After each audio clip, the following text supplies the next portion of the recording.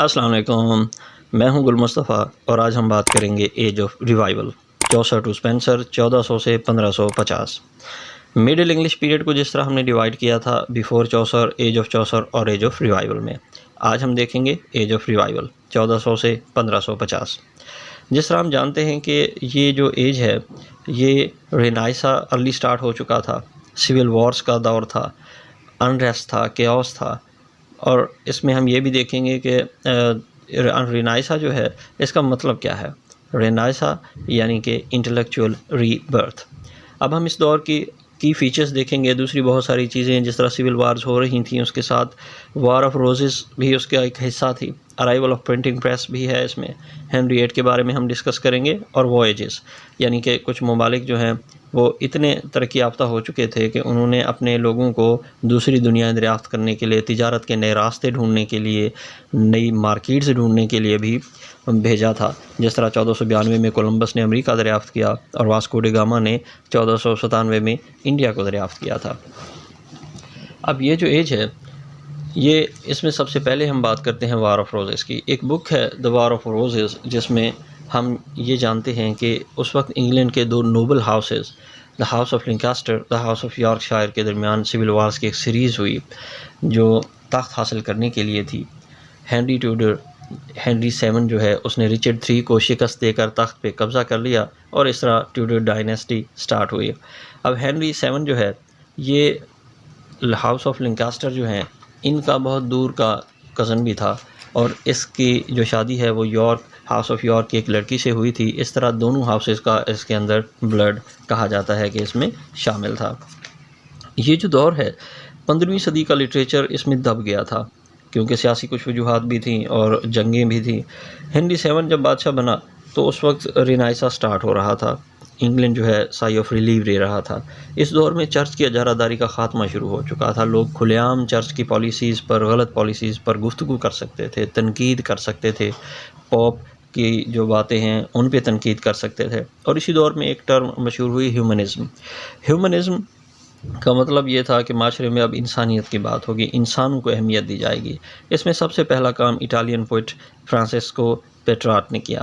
ان کے کام کی وجہ سے ان کو دا فادر آف ہیومنزم بھی کہا جاتا ہے۔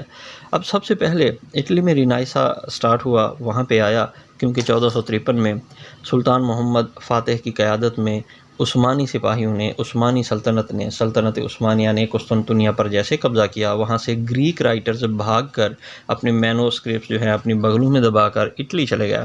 اس وجہ سے گریکس لٹریچر کا مرکز اٹلی بن گیا۔ اب اس میں ہم آگے مزید ڈسکس کریں گے کہ یہاں پہ جو سب سے نیچے جان وکلف ہیں، یہ چرچ کی جو مخالفت شروع ہوئی تھی، جو لوگ کر رہے تھے، جان وکلف سے بہت حد تک متاثر تھے، ان کی تعلیمات سے متاثر تھے۔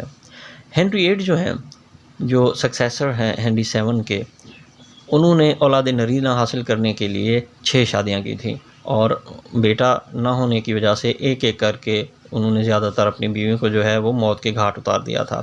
پہلی ان کی بیوی کیتھرین آف ایراگون، جس سے ان کی پہلی بیٹی میری پیدا ہوئیں، دوسری این بولین جس سے ان کی دوسری اولاد جو ہیں الزبتھ پیدا ہوئیں، اور تیسری بیوی جین سیمیور سے ان کی اولاد جو ہیں وہ ایڈورڈ پیدا ہوئے، اور 9 سال کی عمر میں وہ تخت پہ بیٹھے۔ یہ وہی ایڈورڈ ہے جو 9 سال کی عمر میں تخت پہ بیٹھے اور 15 سال کی عمر میں ایک بیماری کی وجہ سے ان کی موت ہو گئی۔ انہوں نے بہت ساری کیتھولک پریکٹسز کو جو ہے وہ ایلیمینیٹ بھی کیا تھا۔ 5ویں بیوی ان کی جو ہے این آف کلیوز جو چوتھی ہیں، اور 5ویں ان کی جو ہو گئیں وہ کیتھرین ہاورڈ، اور 6ٹھی بیوی ان کی کیتھرین پار۔ اب میری جو ہے ان کی پہلی اولاد، وہ 1553 میں ملکہ بنتی ہے۔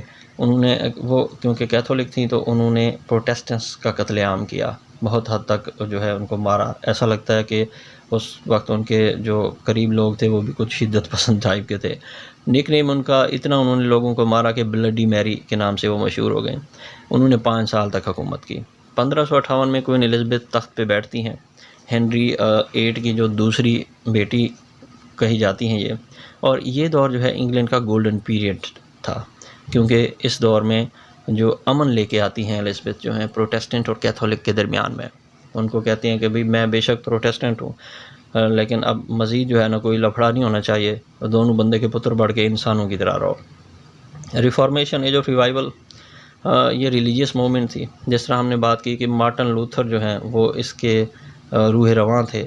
انہوں نے 15ویں صدی میں یعنی 1517 میں ایک چرچ پر ایک کاپی چپکا دی تھی جس میں پوپ پر تنقید کی گئی تھی. جان وکلف سے متاثر تھے یہ، اور ان کے پیروکار جو ہیں پروٹیسٹنٹ کہے جاتے تھے. اسی دور میں ایک اور ریفارمیشن جو ہے وہ سوئٹزرلینڈ میں بھی جان کیلون کی سربراہی میں شروع ہو چکی تھی. پرنٹنگ پریس کی آمد. پرنٹنگ پریس جو ہے ولیم کیکسٹن خود ایک پینٹر تھے، اور انگلینڈ میں 1476 میں یہ پرنٹنگ پریس جو ہے انہوں نے یہ لاتے ہیں، متعارف کراتے ہیں. اور انہوں نے چوسر اور میلوری کا زیادہ تر کام جو ہے وہ انہوں نے مشہور کیا تھا، شائع کیا تھا، لوگوں تک پہنچایا تھا. اب فرسٹ بائبل پہ جو گوٹنبرگ کا کام ہے وہ سامنے آتا ہے 1450 میں، جانیس گوٹنبرگ کا. ولیم ٹنڈیل ٹرانسلیٹ کرتے ہیں ہیبرو اور گریک ٹیکسٹ سے بائبل کو انگلش میں 1525 میں.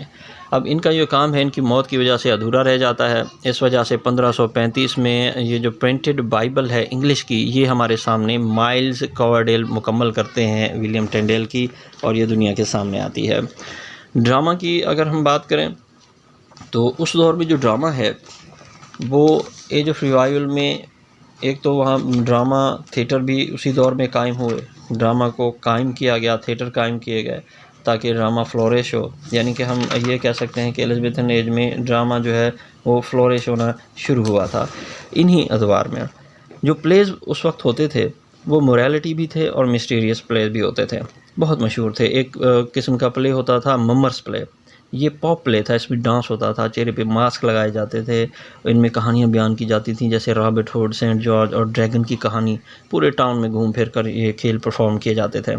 باقی مسٹیریس اور موریلٹی جو ہے وہ بائبل کی کہانیوں پر مشتمل پلیز ہوتے تھے. ان پلیز میں یارک سائیکل بہت مشہور تھا. اس وقت کے 3 mystery play, surviving mystery please جو ہیں ان کو آرڈینالیا کہا جاتا ہے. اس کے علاوہ ایوری مین کافی بعد میں آنے والا مسٹری پلے ہے اور جو لیٹ 15 سینچری کا ہے.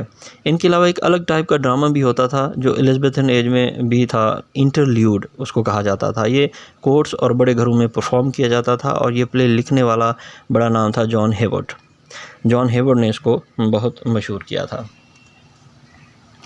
پوئٹری کی اگر ہم بات کریں تو مشہور پوئٹ اس وقت جان اسکیلٹن، جان لچگیٹ، اسٹیفن ہوز. چوسر سے مقابلہ کیا جائے تو ان کا رائٹنگ اسٹائل بہت حد تک جو ہے چائلڈش اور انیپٹ تھا. اسکاٹش چوسیرین اس دور میں پروموٹ ہوئے، بہت مشہور ہوئے. چوسر کی وجہ سے انفلوئنس تھے، زیادہ تر کاپی کرتے تھے ان کے کام کو. William ڈنبر، Robert Hansen, given Douglas جو ہے بہت مشہور ہیں اسکاٹش چوسیرین اس دور کے. اب ہنری ایڈ جو ہے، ہنری ایڈ کے دور میں اگر ہم لٹریری چیزوں کی بات کریں تو یہ چاہتا تھا کہ ایک تو اس نے ایک نئی ایک ٹرم جو ہے، ایک نیا چرچ جو ہے اینگلیکن چرچ کی بنیاد رکھی تھی. یہ چاہتا تھا کہ پوپ کی بجائے جو ہے بادشاہ کی بات مانی جائے، وہ چرچ کا جو ہے سربراہ ہو، کیونکہ ایک بہت بڑی پاور تھی. جس طرح صلیبی جنگیں ہوئی، پوپ جو ہیں یوں سمجھیں کہ مطلق العنان حکمران ہوتے تھے، عوام ان کی بات مانتی تھی. تو یہ چاہتا تھا کہ اب بادشاہ کے پاس یہ پاور ہونی چاہیے، جس کی وجہ سے تھامس مور جو ہیں اس نے ان کی مخالفت کی. یہ چانسلر تھے ان کی کورٹ میں، یہ نہیں چاہتے تھے کہ یہ پوپ سے جو ہے یہ اختیارات لیے جائیں. اس وجہ سے اس کو بعد میں ایگزیکیوٹ بھی کر دیا گیا، مار دیا گیا. اب ہم بات کرتے ہیں اس دور میں، ہنری ایٹ کے دور میں ہونے والی مزید کچھ چیزوں کی. ویسے تو بہت چیزیں اس وقت ہو رہی تھیں، ہم کوشش کریں گے کہ جو امپورٹنٹ چیزیں ہیں اس پہ بات کریں.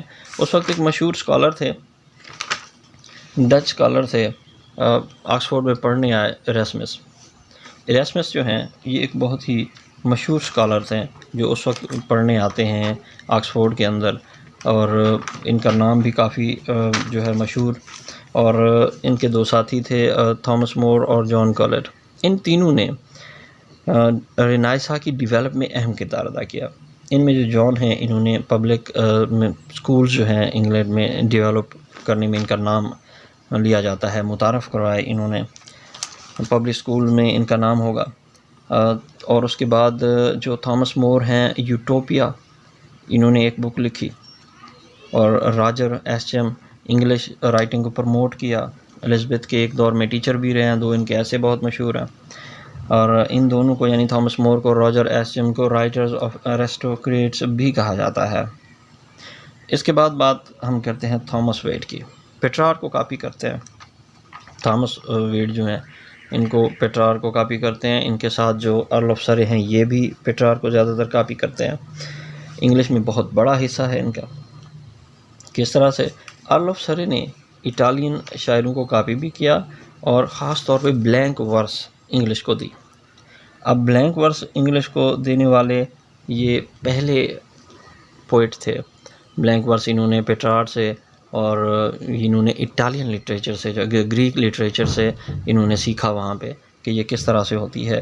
اور اس کو انہوں نے اپنی ایک بک جو ہے اینیڈ جو ہے ورجل کی اس کو ٹرانسلیٹ کیا تھا انگلش میں اور یہاں پہ انہوں نے بلینک ورس استعمال کی. لیکن یہ نہ سمجھے کہ یہ اکیلے آدمی تھے بلینک ورس کو استعمال کرنے والے، بلکہ گریک میں جب اس کی ٹرانسلیشن کی گئی اینیڈ کی تو وہاں پہ بلینک ورس کا استعمال ہوا تھا. ہاں انگلش میں آپ کہہ سکتے ہیں کہ انہوں نے اس کو پہلی بار جو ہے وہ استعمال کیا. ٹوٹلز مسیلینی. ٹوٹل مسیلینی جو ہے ایک کتاب لکھی جاتی ہے، ایک فرسٹ پوئٹری کی پہلی پوئٹری کی پرنٹڈ بک. اس کو یاد رکھیے 1557 میں، اور یہ اس لیے بھی آپ نے یاد رکھنی ہے کہ یہ سب سے پہلی پوئٹری کی پرنٹڈ بک ہے. یہ لکھی ہے جی ان ارل آف سرے نے. ان کی ارل آف سرے اور تھامس ویڈ دونوں نے مل کے ان کے زیادہ تر جو حصہ ہے ان میں 40 نظمیں ارل آف سرے کی ہیں اس میں، اور تھامس ویڈ کی 96 ہیں، اور 135 دوسرے پوئٹس کی ہیں جو ان کے فالوورس سے ان کے کنٹمپریری تھے. اس بک سے جو ہے ماڈرن پوئٹری کی شروعات ہوتی ہیں. اس میں آپ یہ بھی یاد رکھیے گا کہ 1485 میں بیٹل آف بوسورتھ بھی ہوتی ہے، ایک اہم واقعہ اس میں ہمیں بھولنا نہیں چاہیے. اس کے بعد ہم دیکھیں گے کہ اس دور میں دا مرر آف میجسٹریٹس بھی، جو یہ دو اہم کام ہیں ٹوٹلز مسیلینی اور مرر آف میجسٹریٹ، یہ اس دور میں یاد رکھنے والے کام ہیں، ان کو بھی ہم نے دیکھنا ہے.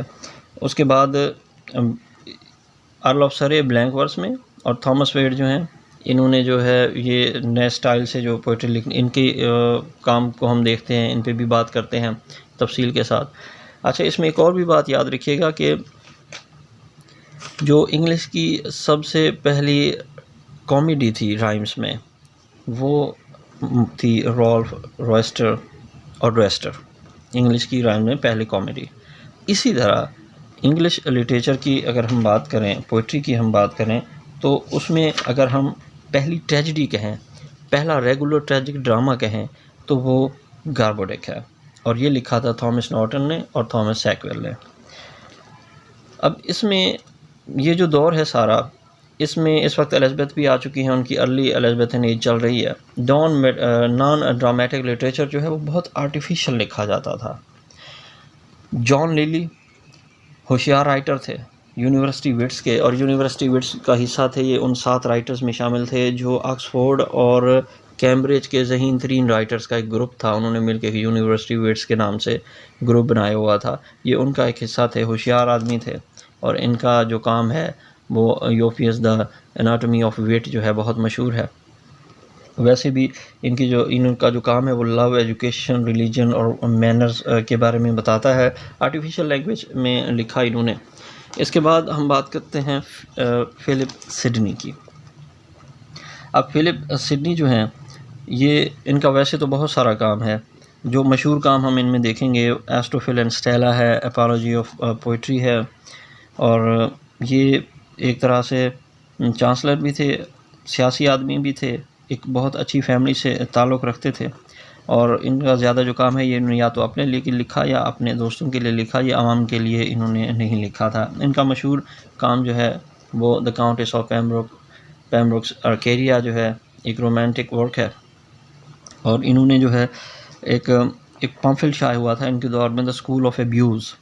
سڈنی نے اس کا جواب لکھا تھا 1581 میں، ڈیفینس آف پوائزی. یہ پہلا کام تھا انگلش کرٹیسزم میں. ان کے بعد بین جانسن ہو گیا، ڈرائیڈن ہو گیا، انہوں نے کرٹیسزم پہ کام کیا. الیگزینڈر جیسے بہت سے رائٹرز نے کام کیا تھا. اس وقت یونیورسٹی وٹس جس طرح ہم نے بات کی کہ وہ بھی شاعری لکھ رہے تھے. رابرٹ گرین نے ایک ورک مینافون لکھا، بہت حد تک سڈنی کے سٹائل سے متاثر تھا وہ. اس کے بعد بات کرتے ہیں جی ہم ایڈمنڈ اسپینسر کی، پوئٹ آف پوئٹس، شاعروں کے شاعر ایڈمنڈ اسپینسر.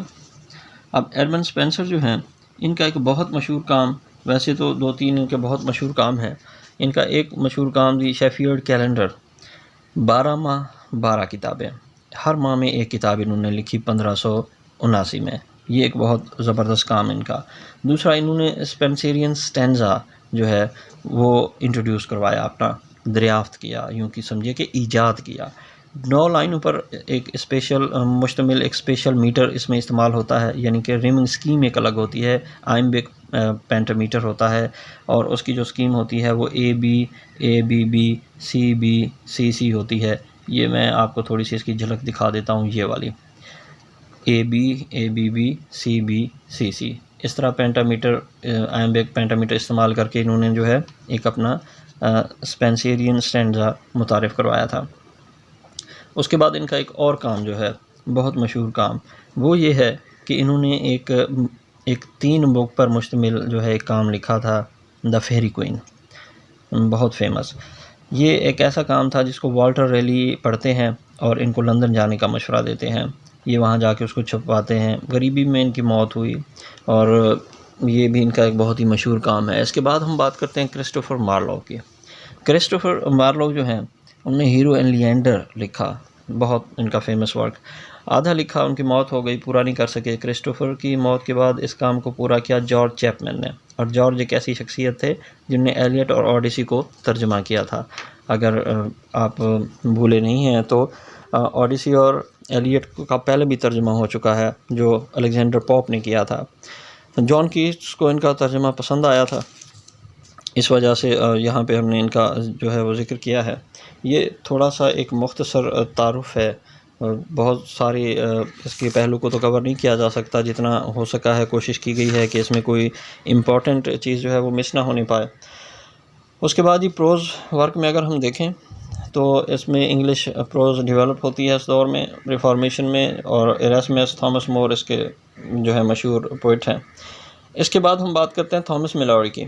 تھامس میلوری جو ہیں اس دور کا ایک بہت اہم نام، جنہوں نے لی مورٹی ڈی آرتھر کی ٹرانسلیشن کی تھی، اور انہوں نے آرتھریئن لیجنڈ، جس پہ ہم پہلے بات کر چکے ہیں، آرتھریئن لیجنڈ جو ہے انہوں نے لکھا، یعنی کنگ آرتھر کی زندگی اور ان کی جو فتوحات ہیں ان پر ایک پورا ورک انہوں نے لکھا. وہ جو ہم نے پڑھا تھا کہ ایک ٹیبل ہوتی تھی، اس پہ ان کے 12 نائٹس بیٹھتے تھے، اور وہ کام اس طرح کے ہم نے پہلے جو ہے ان کے ورک کو دیکھا ہے. تو آرتھریئن جو ہے اس کا لیجنڈ جو ہے بہت زبردست کام ہے. لی مورٹی ڈی آرتھر جو ہے اس کی انہوں نے ٹرانسلیشن کی تھی، یہ ان کا ایک مین ورک ہے. امید ہے کہ آپ کو آج کی ویڈیو پسند آئی ہوگی. اگر آپ کو ویڈیو پسند آئی ہے تو میرے چینل کو، اگر آپ نئے ہیں تو لائک، سبسکرائب، ہٹ کا جو بیل کا بٹن ہے اس کو آپ ہٹ کر دیجئے، تاکہ کوئی انفارمیشن جو ہے مزید آپ سے اس طرح کی مس نہ ہونے پائے. بہت بہت شکریہ.